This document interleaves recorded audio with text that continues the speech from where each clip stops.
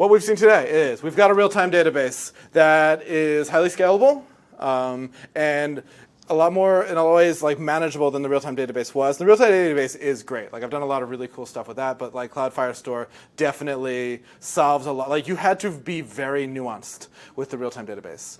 With Cloud Firestore, you're able to kind of like structure stuff in kind of the way you would think about your application and build documents that start from your UI backwards. I think a lot of us as front-end engineers have gotten APIs.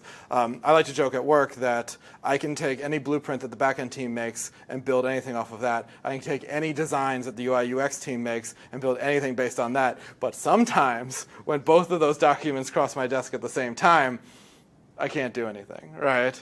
And that's where it becomes difficult. And so I think being able to kind of like think about, first of all, like the amount of apps that you could build now that you probably wouldn't. And this is like a kind of theme that we were talking about the other day as well.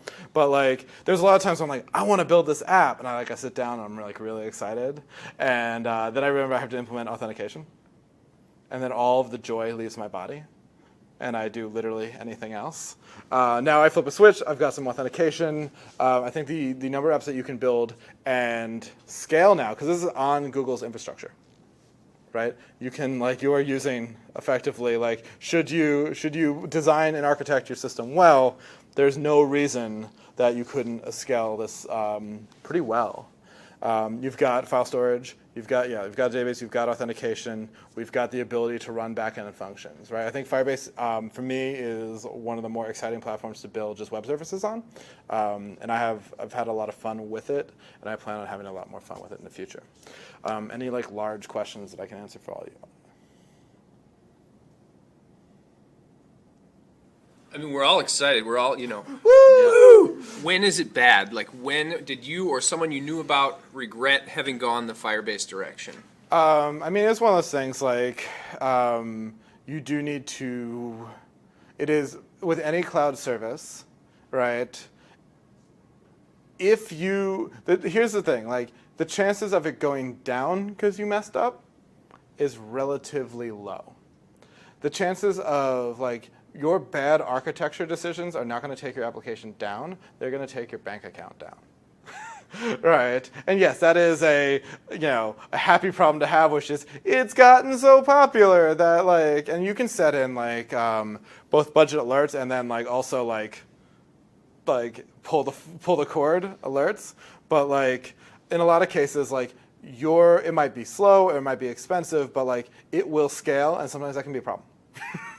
Right? Having a backend that you can pull off the shelf does not. In fact, it puts even more onus on you, the front-end engineer in this case, to make good architecture decisions. Right? We saw with that provider pattern before that it basically allows us to get the same data in multiple places in our application. If we just did that with set state, we would have to do it in all different components. Right?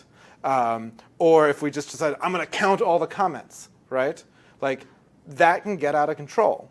Not only on cost, right, but also on the fact of for a mobile device, right, that is a lot of data that you are sending to that device, and that data comes at the cost of maybe data plans, but most importantly battery, right, which is a great way to get your application in a state I like to call uninstalled. Right, and not used, right? And so a lot of that performance stuff matters because, we all have fancy phones and stuff like that.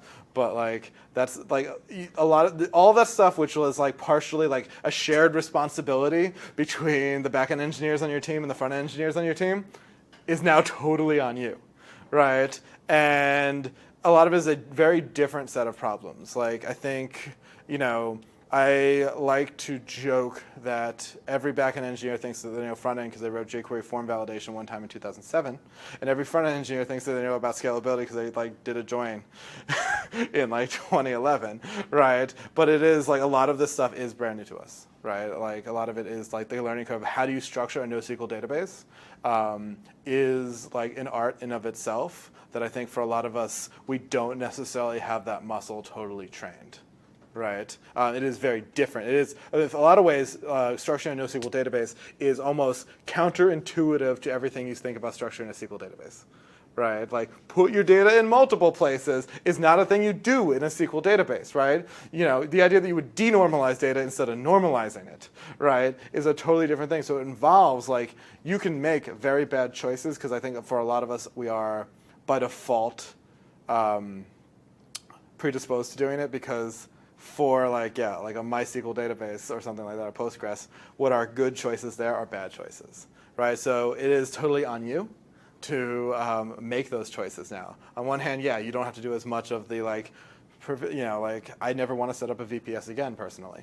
I've done it. I don't like it. I don't ever want to do it again, right? And the idea that like I don't have to do it is great, but it also means that like this totally kind of different thing is on me to understand.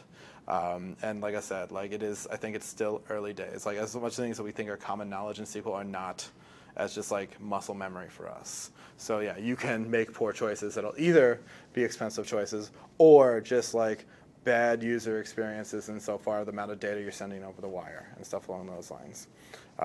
And like for a lot of the code that we write, we don't get great logs all the time, right? Because it's running on somebody else's device, right? We can do emulators and stuff like that, but like it's not like, oh, I just look at this data center and it's at like 99% CPU or something like that. Like no, just somebody like thought, man, this stinks and took it off their phone. You don't know why. So the other thing is too, it's like there is a little bit of like vendor lock-in. That was my first thing. Right, Yeah. like I'm wondering how could you make it so it's not so locked? I mean, it's hard to make it not locked in, is it?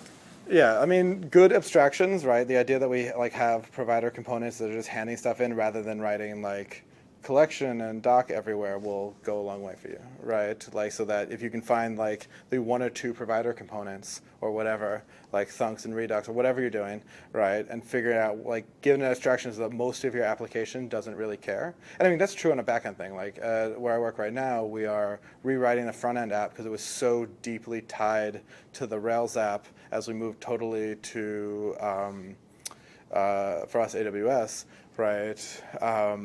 That you couldn't remove the front end application from the Rails application without significant, like it would basically fall out from underneath, right? And so like you can get yourself locked into open source tools, right? You can get like with bad abstractions, you can lock yourself into any backend, right? Well, yeah. except that the provider's one provider, so there's no like Yeah. hosting. You can find MySQL, whatever. You can find Exactly. hostings. Yeah. Yeah, so there is a little bit of that, and like there are things like AWS has like Amplify and stuff along those lines, which is like at least built under like DynamoDB databases. That if you decide you don't like that abstraction, you can just use the Dynamo databases, right, and stuff like that. Like with this, and I think it's getting less so. Like Firebase was a lot more of a black box 2 years ago. I think at that point it was totally like closed sourced. I think a lot more of it is open now. And as it moves, like Google acquired it, I want to say 2 years ago, maybe 3. And like it's moving on to more of a kind of like standard Google infrastructure as well. I think like Cloud Firestore is somewhat based on Cloud Data Store, which is just a GCP database as well. So like it is less true, like with Firestore, less true than it was with like the real-time database. But yeah, that's the thing too, right? Like that. But like I said, like I'm tied to a Rails app right now. So anything's possible with the wrong abstractions, you know. But yeah, cool. So thank you so much for coming and joining me today.